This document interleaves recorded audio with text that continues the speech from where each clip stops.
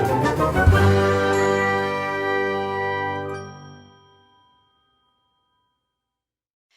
Awesome Kids, selamat datang di ibadah online kita. Berikut adalah panduan beribadah kita pada hari ini.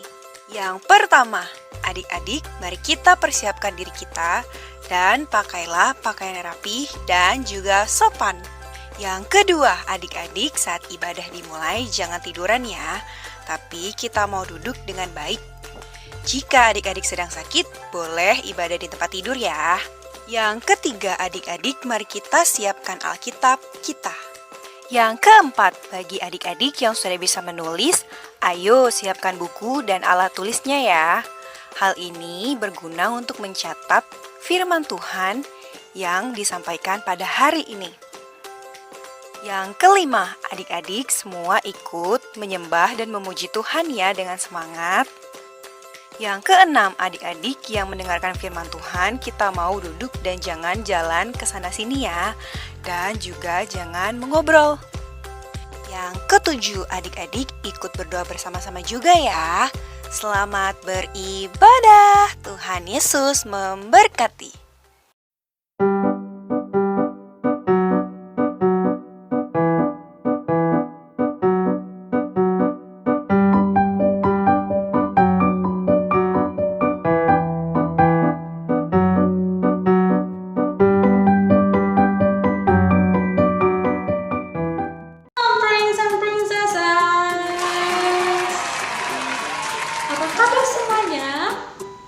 Dahsyat, luar biasa, yes.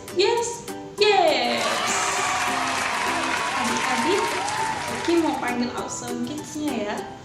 Awesome Kids, yes I am, yes. Sekali lagi, kurang semangat. Awesome Kids, yes I am, yes.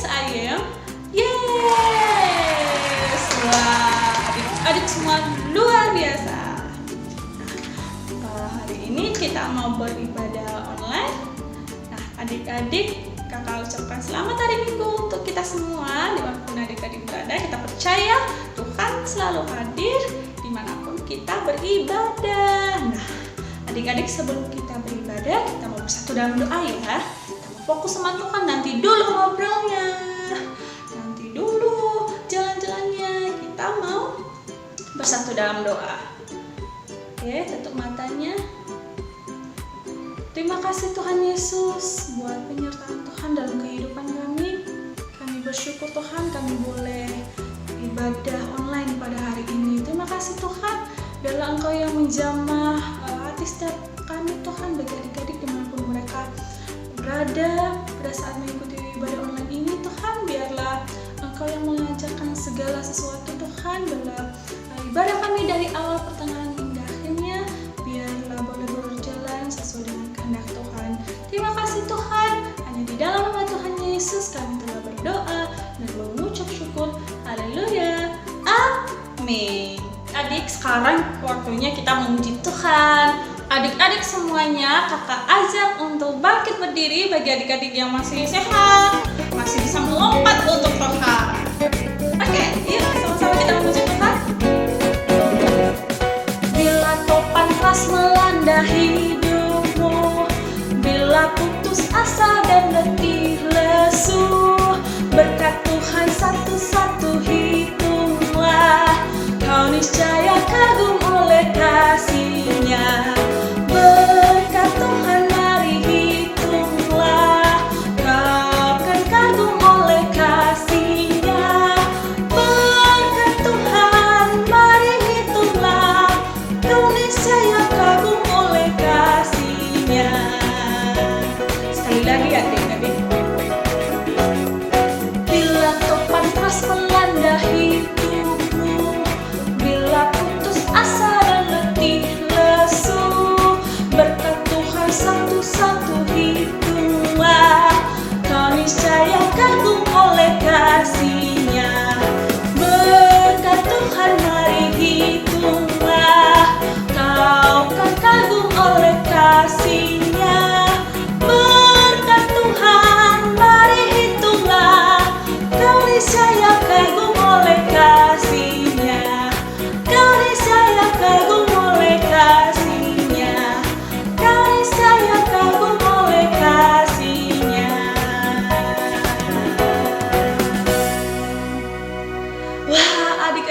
semua luar biasa. Tetapi silakan untuk duduk kembali. Adik-adik, sekarang waktunya kita menyembah Tuhan. Mari semua ambil sikap berdoa. Kita mau fokus sama Tuhan. Terima kasih Tuhan. Terima kasih Yesus. Kami bersyukur Tuhan buat kasih setia Tuhan dalam kehidupan kami. Terima kasih Yesus. Dalam kesesakanku, Kau beri kedamaianmu. Dalam keraguan ku temukan wajah-Mu.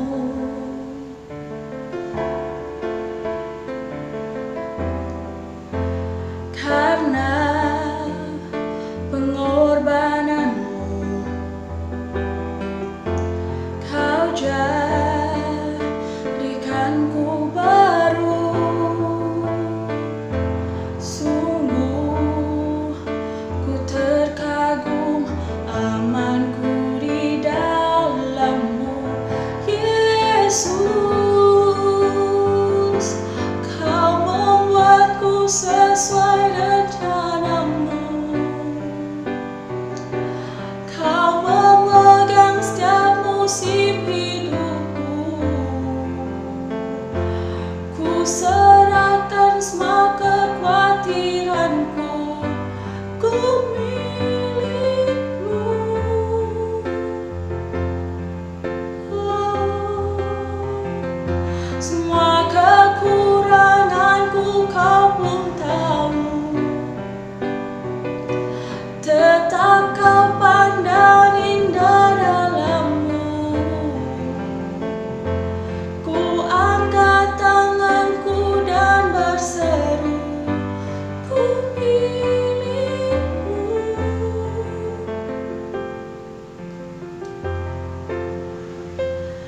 I am yours now forever. In your grace I surrender. You are mine now forever. I'm alive in your wonder. I am yours now forever. In your grace I surrender. You are mine now forever. I'm alive in your wonder. Thank you Jesus. Thank you Jesus. Terima kasih Tuhan, kami boleh merasakan hadirat-Mu Tuhan. Terima kasih Yesus. Adik-adik, sekarang kita sudah selesai memuji dan menyembah Tuhan. Adik-adik semua jangan kemana-mana dulu, tetap stay di tempat biar kita habis ini kita akan mendengarkan firman Tuhan. Nah adik-adik semuanya tetap semangat dan Tuhan Yesus memberkati. Dadah.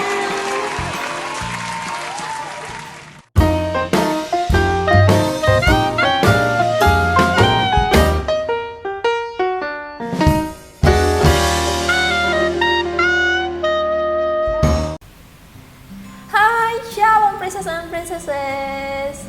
Apa kabarnya hari ini? Dahsyat, luar biasa. Yes, yes, yes. Awesome kids. Yes, I am. Yes, I am. Yes, give applause to Jesus. Yeay, hari ini kakak senang banget karena kita bisa ketemu untuk beribadah kembali. Ya walaupun masih secara online, tapi itu nggak mematahkan semangat dan happy-nya kita, amin.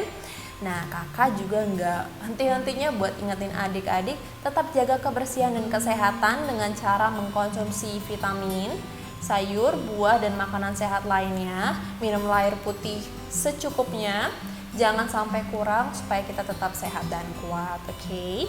Nah, sebelum kita mulai ibadah kita hari ini, kita mau ngomong sama Tuhan, kita mau berdoa dulu. Semua ambil sikap doa yang baik dan benar. Semua tundukkan kepalanya, tutup matanya, lipat tangannya, kita berdoa. Bapa kami yang bertata dalam kerajaan surga, Tuhan kami ucap syukur untuk hari ini. Kami bersyukur kalau kami masih bisa beribadah bersama kembali.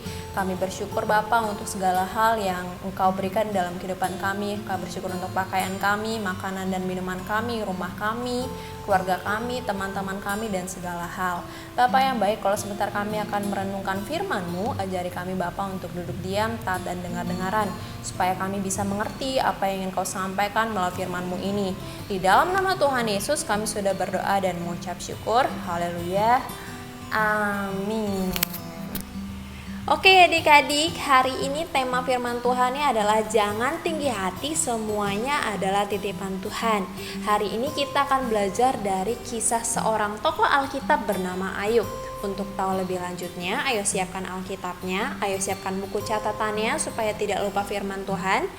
Ayo kita buka dari Ayub 1 ayat 1 sampai dengan 22. Sekali lagi, Ayub 1 ayat 1 sampai dengan 22. Sudah? Kita baca bersama-sama ya. 1, 2, 3. Kesalehan Ayub dicoba. Ada seorang laki-laki di tanah Uz bernama Ayub. Orang itu saleh dan jujur. Ia takut akan Allah dan menjauhi kejahatan. Ia mendapat 7 anak laki-laki dan 3 anak perempuan. Ia memiliki 7.000 ekor kambing domba, 3.000 ekor unta, 500 pasang lembu, 500 keledai betina, dan budak-budak dalam jumlah yang sangat besar. Sehingga orang itu adalah orang terkaya dari semua orang di sebelah timur. Anak-anaknya yang lelaki biasa mengadakan pesta di rumah mereka masing-masing menurut giliran, dan ketiga saudara perempuan mereka diundang untuk makan dan minum bersama-sama mereka. Setiap kali apabila hari-hari pesta telah berlalu, Ayub memanggil mereka dan menguduskan mereka. Keesokan harinya, pagi-pagi bangunlah Ayub, lalu mempersembahkan korban bakaran sebanyak jumlah mereka sekalian. Sebab pikirnya, mungkin anak-anakku sudah berbuat dosa dan telah mengutuki Allah di dalam hati. Demikianlah dilakukan Ayub senantiasa. Pada suatu hari, datanglah anak-anak Allah menghadap Tuhan, dan di antara mereka datanglah juga iblis. Maka bertanyalah Tuhan kepada iblis, "Dari mana engkau?" Lalu jawab iblis kepada Tuhan, "Dari perjalanan mengelilingi dan menjelajah bumi." Lalu bertanyalah Tuhan kepada iblis, "Apakah engkau memperhatikan hambaku Ayub? Sebab tiada seorang pun di bumi seperti dia, yang demikian saleh dan jujur, yang takut akan Allah dan menjauhi kejahatan." Lalu jawab iblis kepada Tuhan, "Apakah dengan tidak mendapat apa-apa Ayub takut akan Allah? Bukankah engkau yang membuat pagar sekeliling dia dan rumahnya, serta segala yang dimilikinya? Apa yang dikerjakannya telah kau berkati, dan apa yang dimilikinya makin bertambah di negeri itu. Tetapi ulurkanlah tanganmu dan jamalah segala yang dipunyainya. Ia pasti mengutuki engkau di hadapanmu." Maka firman Tuhan kepada iblis, "Nah, segala yang dipunyainya ada dalam kuasamu. Hanya jangan engkau mengulurkan tanganmu terhadap dirinya." Kemudian pergilah iblis dari hadapan Tuhan. Pada suatu hari, ketika anak-anaknya yang lelaki dan yang perempuan makan-makan dan minum anggur di rumah saudara mereka yang sulung, datanglah seorang pesuruh kepada Ayub dan berkata, "Sedang lembu sapi membajak dan keledai-keledai betina makan rumput di sebelahnya, datanglah orang-orang Sheba menyerang dan merampasnya serta memukul penjaganya dengan mata pedang. Hanya aku sendiri yang luput sehingga dapat memberitahukan hal itu kepada Tuhan." Sementara orang itu berbicara, datanglah orang lain dan berkata, "Api telah menyambar dari langit dan membakar serta memakan habis kambing domba dan penjaga-penjaga. Hanya aku sendiri yang luput sehingga dapat memberitahukan hal itu kepada Tuhan." Sementara orang itu berbicara, datanglah orang lain dan berkata, "Orang-orang Kasdim membentuk 3 pasukan lalu menyerbu unta-unta dan merampasnya serta memukul penjaganya dengan mata pedang. Hanya aku sendiri yang luput sehingga dapat memberitakan hal itu kepada Tuhan." Sementara orang itu berbicara, datanglah orang lain dan berkata, "Anak-anak tuan yang lelaki dan yang perempuan sedang makan-makan dan minum anggur di rumah saudara mereka yang sulung." Maka tiba-tiba angin ribut bertiup dari seberang padang gurun. Rumah itu dilandanya pada 4 penjurunya dan roboh menimpa orang-orang muda itu sehingga mereka mati. Hanya aku sendiri yang luput sehingga dapat memberitakan hal itu kepada Tuan. Maka berdirilah Ayub, lalu mengoyakkan jubahnya dan mencukur kepalanya. Kemudian sujudlah ia dan menyembah. Katanya, "Dengan telanjang aku keluar dari kandungan ibuku, dengan telanjang juga aku akan kembali ke dalamnya. Tuhan yang memberi, Tuhan yang mengambil, terpujilah nama Tuhan." Dalam kesemuanya itu Ayub tidak berbuat dosa dan tidak menuduh Allah berbuat yang kurang patut. Oke adik-adik, jadi kakak akan ceritakan secara singkat kisah dari Ayub ini supaya kita bisa lebih mengerti lagi ya. Jadi Ayub ini adalah seorang laki-laki di tanah Uz yang takut akan Tuhan. Dia menghormati Tuhan, taat, jujur, saleh, dan menjadi orang kebanggaan Tuhan. Nah, Ayub ini memiliki 7 orang anak laki-laki, 3 orang anak perempuan, ribuan ternak dan budak dalam jumlah yang sangat besar, sehingga Ayub ini menjadi orang paling kaya, terpandang dan terkenal di daerah timur. Hingga pada suatu hari, Tuhan dan iblis bertemu. Tuhan membanggakan Ayub di hadapan iblis. Kata Tuhan begini, "Iblis, kamu tahu gak Ayub? Itu loh hamba kebanggaanku. Dia sangat saleh, dia jujur, dia takut Tuhan, dia menghormati Tuhan. Pokoknya gak ada deh orang seperti dia di seluruh bumi." Kemudian iblis bilang gini sama Tuhan, "Tuhan, ya jelaslah Ayub begitu. Kau kan melindungi dan memagari hidupnya. Dia hidup dalam berkelimpahan, keluarganya lengkap, dia kaya, dia gak punya masalah apapun. Tapi Tuhan, kalau semua itu diambil dari Ayub, aku yakin deh dia akan mengutuki engkau, dia akan marah sama engkau, dia meninggalkan engkau." Kemudian Tuhan bilang gini, "Oke, kalau gitu semua yang dimiliki Ayub ada di bawah kekuasaanmu.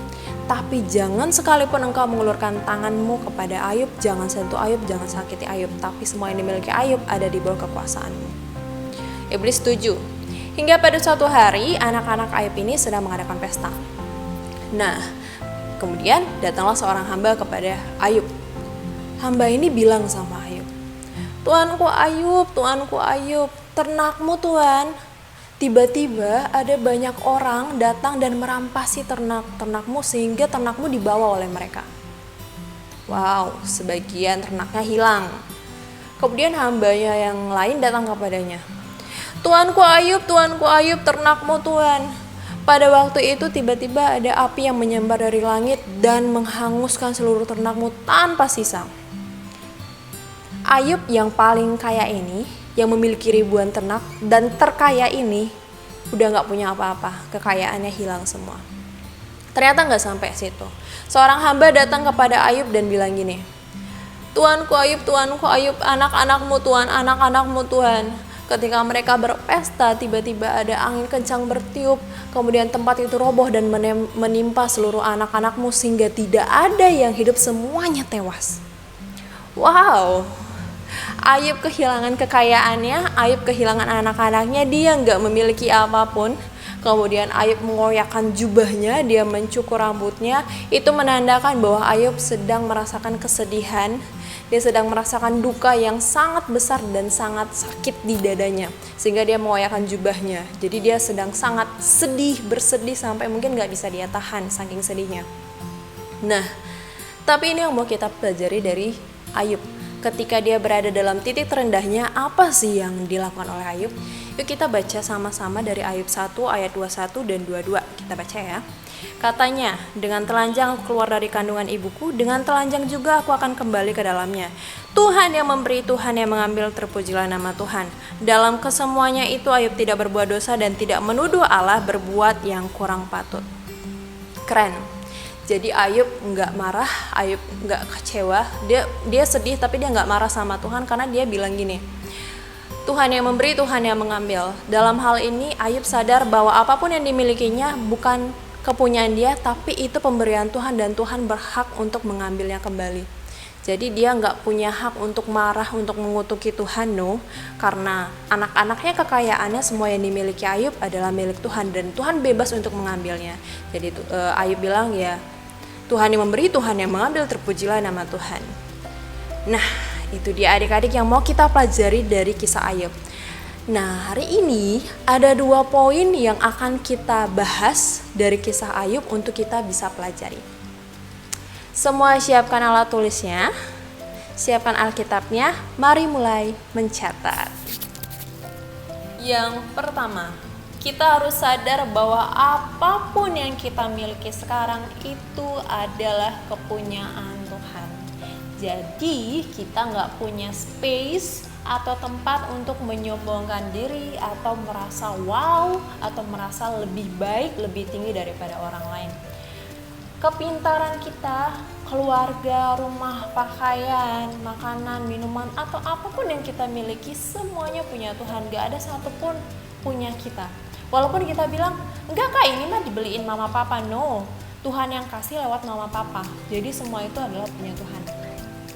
Jadi kita nggak punya hak untuk menyombongkan apapun.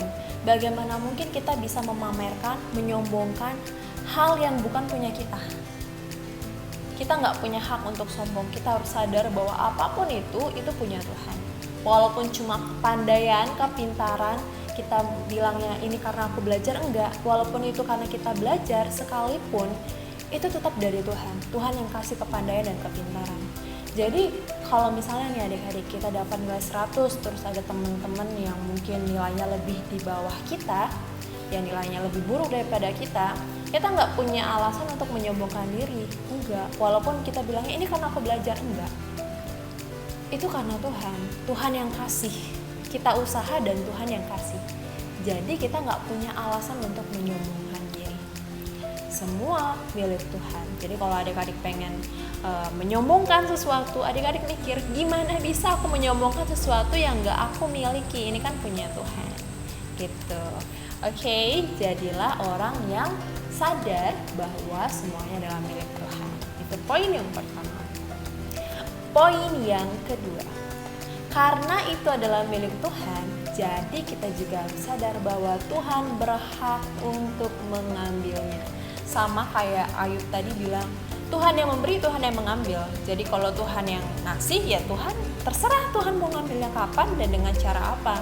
Toh itu punya Tuhan, kita nggak punya hak untuk menghalang-halangi Tuhan, kita nggak punya hak untuk mengutuki Tuhan, kita nggak punya hak untuk marah sama Tuhan kalau semua itu diambil. Jadi adik-adik misalnya nih, kita dikasih mama papa uang atau makanan, kita happy, yeay. Tapi ingat lagi tadi poin pertama bahwa itu Tuhan yang kasih. Kita tanamin, oh ini Tuhan yang kasih, jadi kalau Tuhan mau ambil ya terserah. Kemudian ketika kita punya uang dan makanan yang enak, makanan kesukaan kita, waktu kita lagi jalan ternyata kita bertemu dengan seorang pengemis yang ya nggak punya uang, nggak punya makanan. Kita harus tanam di otak kita, uang dan makanan ini bukan punya aku, ini punyanya Tuhan. Jadi kalau Tuhan mau ngambil untuk kasih ke orang dan itu mempermuliakan nama Tuhan, why not? Kita nggak punya alasan untuk menolak, kita nggak punya alasan untuk menahan-nahan. Jadi adik-adik boleh langsung memberikan uangnya, makanannya, say Tuhan berkati ya, Tuhan yang kasih loh ini untuk bapak atau ibu atau adik atau kakak, ini dari Tuhan. Karena memang benar uang dan makanan itu dari Tuhan, dan kalau Tuhan mau kasih ke pengemis itu why not gitu. Jadi poin yang pertama, kita harus sadar bahwa semua apapun yang kita miliki adalah dari Tuhan. Dan poin kedua, kita harus sadar kalau itu punya Tuhan, Tuhan berhak juga untuk mengambilnya. Oke, good job. Oke adik-adik, kita sudah selesai dengar firman Tuhan hari ini. Kita akan mengakhiri ibadah hari ini, tapi sebelumnya kakak mau kasih kalian ayat hafalan dulu untuk minggu ini. Ayat hafalan minggu ini dari Ayub 1 ayat 21b, kakak bacakan. Tuhan yang memberi, Tuhan yang mengambil, terpujilah nama Tuhan. Sekali lagi, Tuhan yang memberi, Tuhan yang mengambil, terpujilah nama Tuhan. Nah adik-adik, biarlah ayat ini bisa jadi pengingat kita tanamkan dalam hati dan pikiran kita bahwa Tuhan yang memberi dan Tuhan berhak mengambil apapun itu, dan terpujilah nama Tuhan. Oke, kita sudah selesai dengar firman Tuhan. Kita mau berdoa dulu sebelumnya. Ayo semua lipat tangannya, tundukkan kepalanya, ambil sikap doa yang baik, kita berdoa.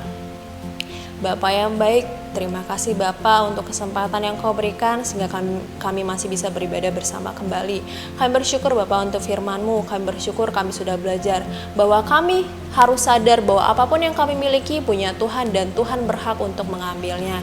Biarlah kami jadi anak-anak yang tidak menyombongkan diri dan kami menjadi anak-anak yang tidak menahan-nahan ketika Tuhan mau mengambil sesuatu dari kami untuk kemuliaan Tuhan. Terima kasih Tuhan, kami juga berdoa untuk bangsa dan negara kami Indonesia, bahkan seluruh dunia agar segera dipulihkan sehingga kami bisa beribadah bersama-sama kembali. Kami mau tertawa bersama, kami mau beribadah bersama-sama kembali Tuhan.